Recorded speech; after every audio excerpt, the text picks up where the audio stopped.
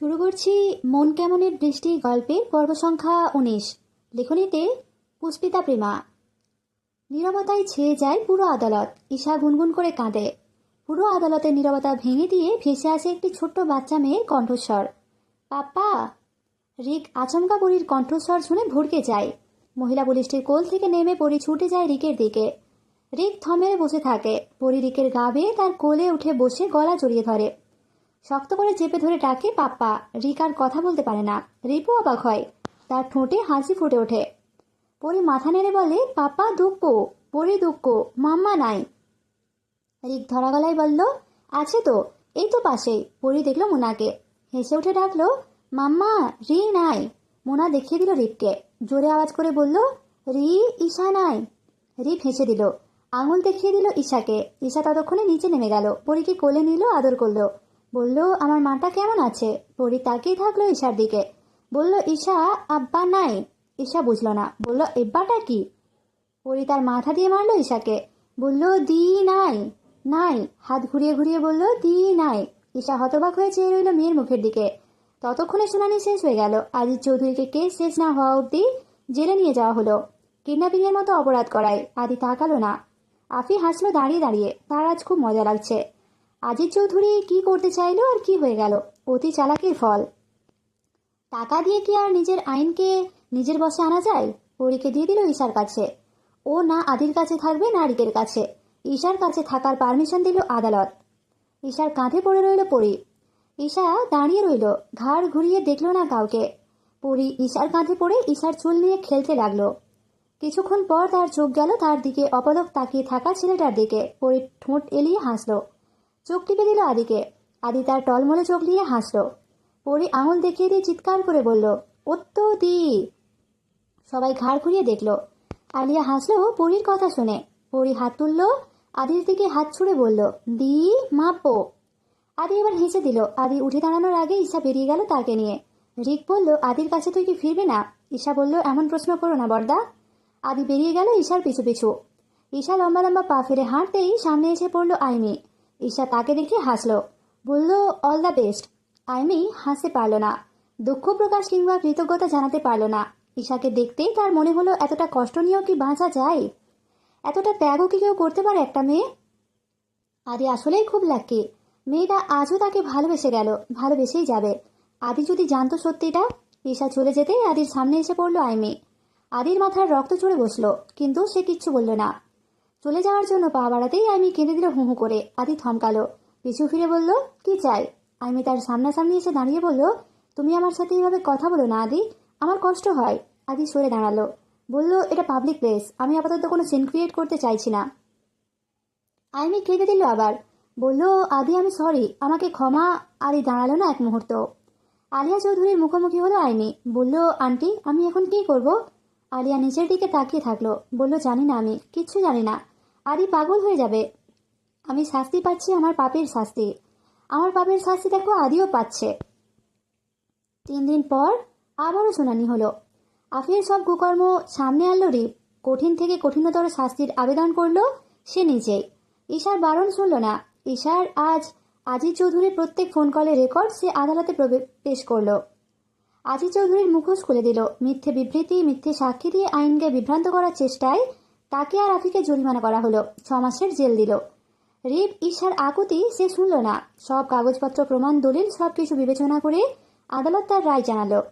পরীর কাস্টডি পাবে রিক, তার জন্মদাতা নয়। যেহেতু সব আদির অগোচরে হয়েছে, সেহেতু আদিকে এসে দেখে যাওয়ার পারমিশন দেওয়া হলো। কিন্তু নিজের মেয়ে বলে দাবি করতে পারবে না সে। রিক চাইলে পরী আসা যাওয়া করতে পারবে আদির কাছে। ঈশা সেদিন পুরোটা সময় চুপ ছিল, কোনো শব্দ করে না। তার কোনো কিছুই বোঝা গেল না। সে নিস্তেজ চাহনি দিয়ে চেয়ে রইল আদির দিকে। আদিও সেদিন কোনো উচ্চবাচ্য করল না, কোনো কথাও বলল না। শান্ত চোখে তাকিয়েছিল পরীর দিকে। পরী হাত তুলে বলেছিল, দি, মাপবো। আদি হেসে বলেছিল, মেরেছ তো, আর কত মারবে? ঈশা নিজের চোখের জল লুকিয়ে কোনো মতে বাড়ি ফিরেছিল। মাঝরাতে আদি ফোন দিয়ে উল্টোপাল্টা বলেছিল। ঈশা বুঝে গিয়েছে আদি নেশা করেছে, পাগল হয়ে গিয়েছে।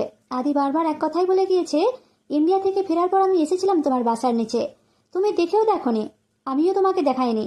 কারণ আইমি বলেছে তুমি নাকি আমার শুধুই ভালো লাগাচ্ছিলে, ভালো লাগাকে প্রশ্রয় দিতে নেই। আমি ভেবে রেখেছিলাম তোমার বিয়ে হয়ে গিয়েছে, কিন্তু পরে দেখলাম না, তুমি এখনো স্টাডিতেই আছো। আমার অবচেতন মন আবার তোমার দিকে ছুটে গিয়েছিল, কিন্তু বাধা দিত মিষ্টির স্মৃতিগুলো। আমি যখন হন্যে হয়ে মিষ্টিকে খুঁজছি তখন জানতে পারলাম তুমি সত্যি সত্যি বিয়ে করে নিয়েছো। আমার সেদিন খুব কষ্ট হয়েছিল, কিন্তু আমি সেই কষ্টগুলোকে ধামাচাপা দিয়ে আবারও মিষ্টির খোঁজে পাগল পারা হলাম। আর তুমি বলো আমি নাকি তোমায় খুঁজিনি। আমি তোমাকে খুঁজেছি মিষ্টি, আমার চারপাশে খুঁজেছি, স্বপনেও খুঁজেছি, কিন্তু তুমি কি বললে? তুমি কতটা কষ্টে ছিলে ওই দিন আদালতে না থাকলে আমি জানতেই পারতাম না। আমি স্বীকার করছি আমার দোষ, কিন্তু তুমি তারপর ফিরে তাকাচ্ছ না মিষ্টি। আমি হারিয়ে ফেললাম তোমাকে, হারিয়ে ফেললাম নিজের সন্তানকে, নিজের পরিবার, আমার শত্রু মিষ্টি। এখানে আমার দোষটা কোথায়? আমি ভালো নেই, আমি ভালো নেই মিষ্টি, আমি অসুস্থ। আবার কি পাগল হলে তুমি আমার কাছে ফিরবে? আবার পাগল হতে হবে আমায়? ঈশা সেদিন আদির মুখের ওপর বলে দিল। আপনি আইমিকে বিয়ে করে নিন, সংসারী হন, ভালো থাকুন, মিষ্টিকে ভুলে যান, পরীকেও। পাগলামি আপনাকে মানায় না, আদি সেদিন আওয়াজ করে ডেকেছে। মিষ্টি। ঈশা কোনো উত্তর না দিয়ে সেদিন ফোন কেটে দিয়েছে। কেন ডক্টর তাকে ফোন দেয়? সে ফোন দেয় তারপর আইমিকে। অনেক কথা বলার আছে। এভাবে চলে যায় বেশ কয়েকদিন। রিপ আদালতের সব কাজ ছেড়ে এবার একটু জিরোলো। ঈশার সাথে হওয়া অন্যায়ের শাস্তি সে দিয়েছে, কিন্তু আদির তো কোনো দোষ নেই, বেচারা কেন কষ্ট পাবে? সে বলল আমি চলে যাব লন্ডনে, কিন্তু তার আগে ঈশা আফরোজাকে পাঠিয়ে দেব চৌধুরী বাড়িতে, ডক্টর আদির কাছে। ঈশা অবিশ্বাস্য চোখে তাকিয়েছিল রিপের দিকে। তুমি আবারও চলে যাবে বলছো রিপ্তা? ঈশা দৌড়ে গেল তালহার কাছে, বলল মামি, রিপ্তার জন্য একটি ভালো পাত্রী আছে আমার কাছে, তুমি কথা বলে দেখতে পারো। তালহা বেগম ছেলেকে নিজের কাছে রাখার এই মোক্ষম সুযোগ হাতছাড়া করল না। কথা বলাবলি হলো নীরার বাবার সাথে। দুপক্ষের মতামত এক হলো, দুই পরিবার সিদ্ধান্তে পৌঁছালো। কিন্তু যেদিন রিপ জানলো, সে চিৎকার চেঁচামেচি করে পুরো ঘর মাথায় তুলল। লন্ডনে চলে যাওয়ার জন্য তাড়া করলো। প্রায় সবকিছু ঠিকঠাক, এবার চলে যাওয়ার পালা। আচমকা কোথা থেকে তার পা জড়িয়ে ধরলো ঈশা। বলল তুমি চলে গেলে, এই বিয়েটা না করলে আমি কখনো ফিরবো না ডক্টরের কাছে। তুমি চলে যাও, আমাকেও এভাবে রেখে যাও, আর আমি যেটা বলি সেটাই করে দেখাই। সেদিন জোরে কষে চড় বসিয়েছিল রিপ ঈশার গালে, ধাক্কা মেরে ফেলে দিয়ে বলেছিল, আমাকে মারার কোনো পথ বাকি রেখেছিস তুই? যা, চলে যা তোর ডক্টরের কাছে, আমি করে নেব বিয়ে। তোকে তো ভালো থাকতে হবে তাই না? তোর ভালো থাকাটা তো জরুরি, আমার ভালো থাকাটা কোথায় কখনো ভেবেছিস? ঈশা সেদিন রাজি করিয়ে ফেলেছিল রিপকে। রিপ ছুঁড়ে মেরেছিল তার ঘৃণার কার্তুজ। ঈশার চোখের জলে ভাসতে ভাসতে রিপের বুকে পড়ে বলেছিল, নীরা তোমায় ভালোবাসে রিপ্তা। ভালোবাসার মানে তুমি বোঝো? বোঝো না, কাউকে কখনো ভালোবাসোনি তো, তাই এমনটা বলছো। যেদিন ভালোবাসবে নীরাকে সেদিন বুঝবে সবটা। সেদিন আমাকে বলতে এসো, আমি অপেক্ষায় থাকবো। রিপ তাকে ধাক্কা মেরে চলে গিয়েছিল। বাইক নিয়ে ছুটে গিয়েছিল ওই দিঘির পাড়ে। পানিতে পা ডুবিয়ে নীরব কান্নায় ভেসে গিয়ে বলেছিল, আমি ভালোবাসিনি কাউকে, তাই না? কি করে বলতে পারলি তুই এত বড় কথা, যে আমি তোকে ভালোবাসিনি? আমি যে তোকে এতটা ভালোবাসি, এটা কি কিছুই না? এটা ভালোবাসা নয়। উল্টোপাল্টা বকে শান্ত হয়ে গিয়েছিল রিপ। নীরার সাথে দেখা করার জন্য বলে নীরাকে ডেকে এনেছিল দিঘির পাড়ে। সোজাসুজি প্রশ্ন করে বসলো লজ্জা আড়ষ্টতায় মুড়ে থাকা নীরাকে। কাউকে ভালোবেসেছেন কখনো? জি। কাকে? যে আমার বর হতে চলেছে তাকে। নীরার সোজাসুজি উত্তর। রিপ বলল, কোনোদিন যদি মনে হয় আপনার স্বামী আপনাকে ভালোবাসে না, বিয়েটা করে আপনি ভুল করেছেন, তাকে ভালোবাসাটাই আপনার ভুল, সেদিন কি করবেন?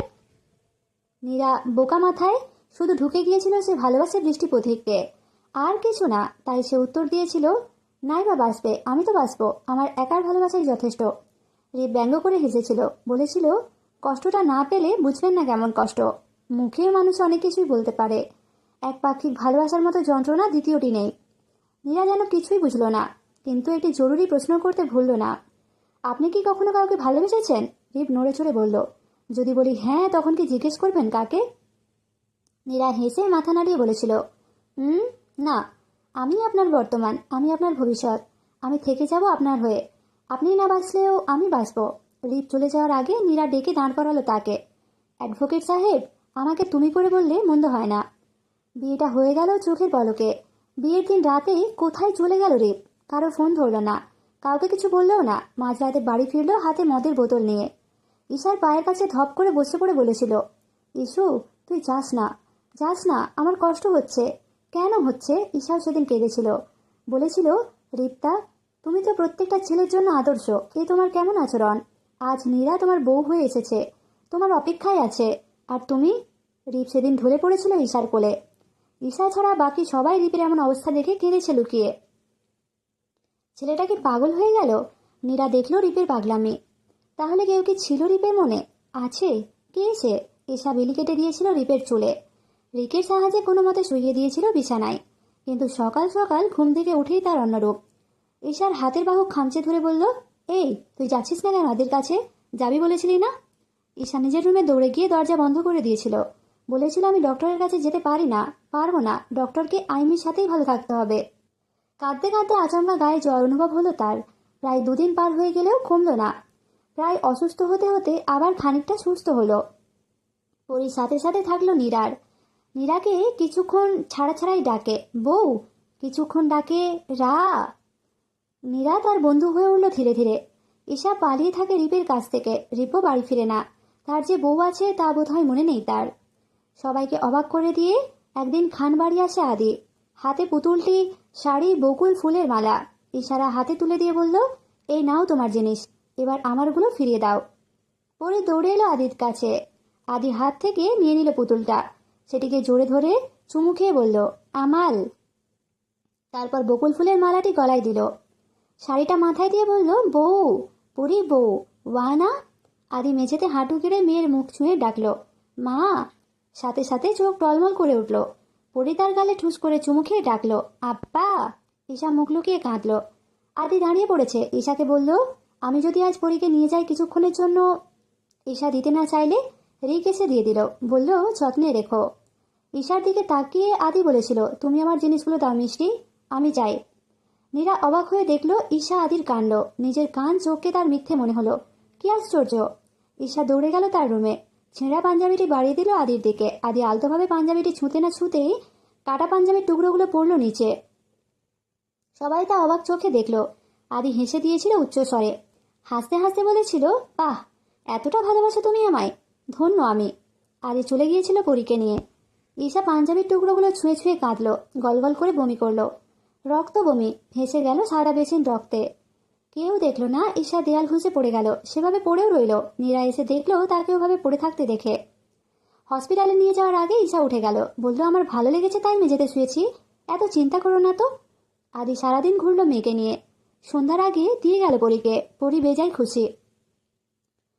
দিন শেষে রাত নেমে আসে। চাঁদের আবছা আবছা জ্যোৎস্না ঢুকে নীরার সাজানো ছোট্ট ঘরটায়। ছোট্ট পরিপূর্ণ ঘরটা সবকিছু দিয়ে ভরা, কিন্তু কাঙ্ক্ষিত মানুষটিই আসে না। কি আশ্চর্য! কতগুলো দিন পেরিয়ে গেল। রিপ কাজের ব্যস্ততা দেখায় নীরাকে, দুটো ভালো মন্দ কথাও বলে না। অভিমানে নীরা চোখ গলে পানি বেরিয়ে আসে। তার রাতগুলো কাটে না যেন। কয়েকদিন পর রিপ আসে, কিন্তু ফিরেও দেখে না নীরার দিকে। নীরা তার মনোযোগ পাওয়ার চেষ্টা করে, কত কিছু করে, নিজের প্রতি আকৃষ্ট করার চেষ্টা করে কত ভাবে, কিন্তু রিপ তা চোখ তুলেও তাকায় না। নীরা কাঁদে হু হু করে। সেই কান্না পৌঁছায় না রিপের কান অব্দি। রিপ শোনে না। এভাবে পার হয় রাতগুলো অভিমানে অবহেলায়। দুজন দুদিকে মুখ করে ঘুমিয়ে বিসর্জন দেয় চোখের জল, একজন না পাওয়ার যন্ত্রণায়, অন্যজন পেয়েও অবহেলায়। নীরা জোর করে পাওয়ার চেষ্টা করে রিপের মনোযোগ, রিপের একটুখানি ভালোবাসার স্পর্শ, কিন্তু রিপের মুখ দিয়ে বেরিয়ে আসে তিক্ত কথা। নির্লজ্জ কোথাকার!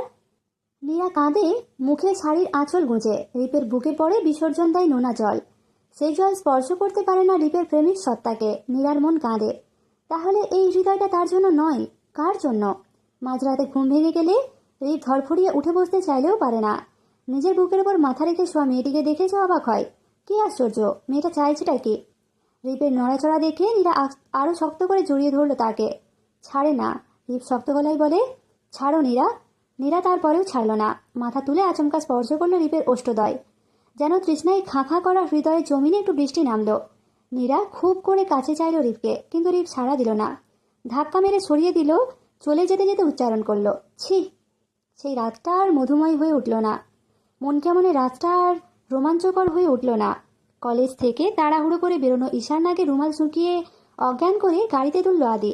প্রায় সন্ধ্যা নামার কিছু আগেই জ্ঞান ফিরল ঈশার। নিজের পরনে দেখতে পেল শাড়ি। আশেপাশে চোখ বুলাতে খেয়াল হলো সে জীবনেও দেখেনি এই বাড়িটাকে। সে দরজা ঠেলে নিচে নেমে আসলো।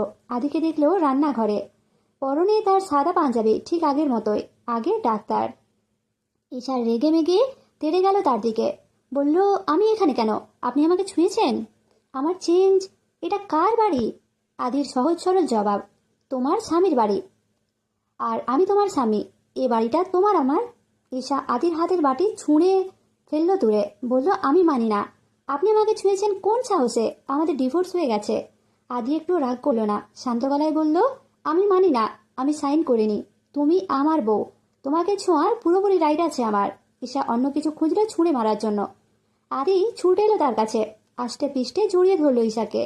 ঈশা কাঁপতে কাঁপতে শান্ত হয়ে গেল, ঢলে পড়লো আদির বুকে।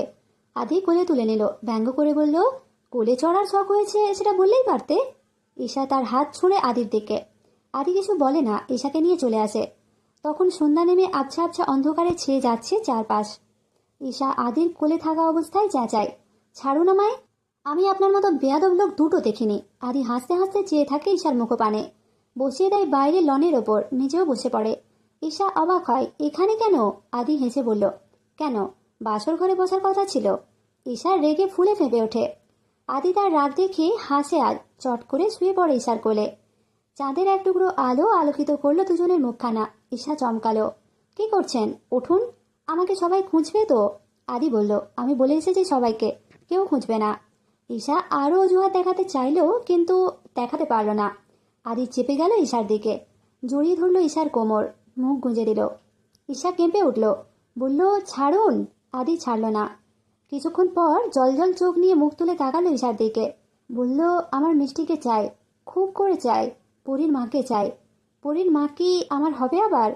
ঈশা মুখ অন্যদিকে করে নিল। আদি তার দিকে হাত দিয়ে মুখ ফিরিয়ে টেনে আনলো তার দিকে। মিষ্টির ঠোঁটের কোণায় গাঢ় চুম্বন করে বলল, I love you Mishti, I want you for the whole life.